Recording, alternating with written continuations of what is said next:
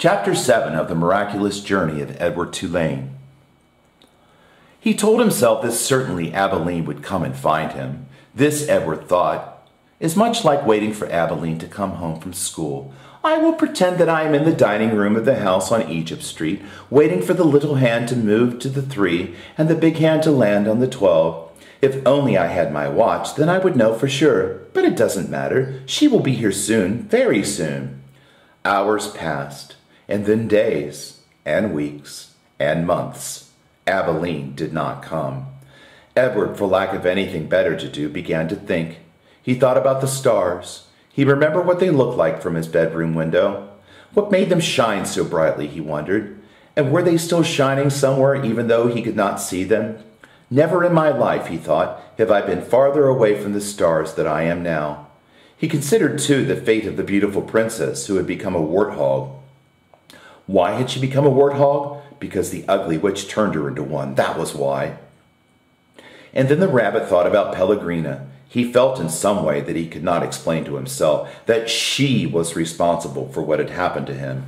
It was almost as if she, and not the boys, who had thrown him, Edward, overboard.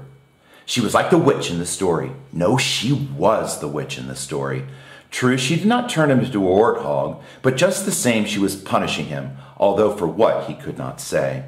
On the 297th day of Edward's ordeal, a storm came. The storm was so powerful that it lifted Edward off the ocean floor and led him in a crazy, wild, and spinning dance. The water pummeled him and lifted him up and shoved him back down. Help, thought Edward. The storm, in its ferocity, actually flung him all the way out of the sea, and the rabbit glimpsed for a moment the light of an angry and bruised sky. The wind rushed through his ears. It sounded to him like Pellegrina laughing. But before he had time to appreciate being above water, he was tossed back down into the depths. Up and down, back and forth he went until the storm wore itself out, and Edward saw that he was beginning, again, his slow descent to the ocean floor. Oh, help me, he thought. I can't go back there. Help me. But still down he went, down, down, down. And then suddenly, the great wide net of a fisherman reached out and grabbed the rabbit. The net lifted him higher and higher until there was an almost unbearable explosion of light, and Edward was back in the world, lying on the deck of a ship, surrounded by fish. "Eh? What's this?" said a voice. "Ain't no fish," said another voice. "That's for sure." The light was so brilliant that it was hard for Edward to see. But finally shapes appeared out of the light, and then faces. And Edward realized that he was looking up at two men, one young and one old. "Looks like some old toy," said the grizzled old man. He bent and picked Edward up and held him by his front paws, and considered him. "Rabbit, I reckon. He's got whiskers and rabbit ears, or the shape of rabbit ears at least." "Yeah, sure, a rabbit toy," said the younger man, and he turned away.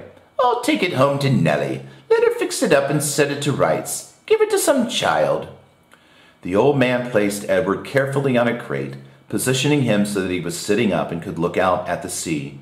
Edward appreciated the courtesy of this small gesture, but he was heartily sick of the ocean and would have been satisfied never to set eyes on it again.